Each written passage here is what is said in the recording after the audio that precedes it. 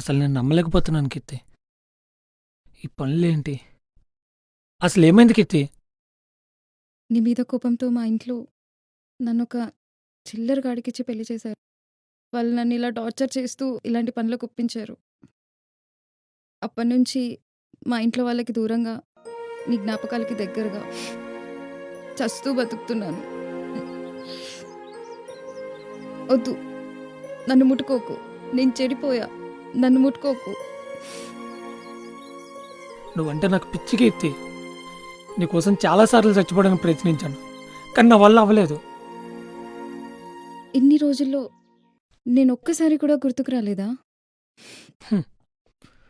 ఒక్కసారేంటి, ప్రతిరోజు ప్రతి క్షణం గుర్తొస్తున్నావు. బట్ నువ్వు ఇంకా రావు అనే చేదు నిజాన్ని దాచుకోవడానికి ఇలా తయారయ్యాను.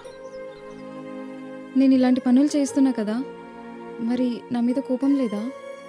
నేను ఇలాంటి పనులు చేస్తున్నా అని తెలిసి కూడా నా మీద ఇంకా ప్రేమ ఉందా? నిన్ను నిన్నుగా ప్రేమించా కీర్తి.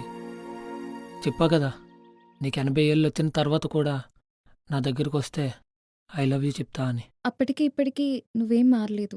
నేనంటే అంత ఇష్టమా? నిజంగా ఈరోజు మళ్ళీ కొత్తగా పుట్టినట్టుంది కీర్తి. I love you Keerthi.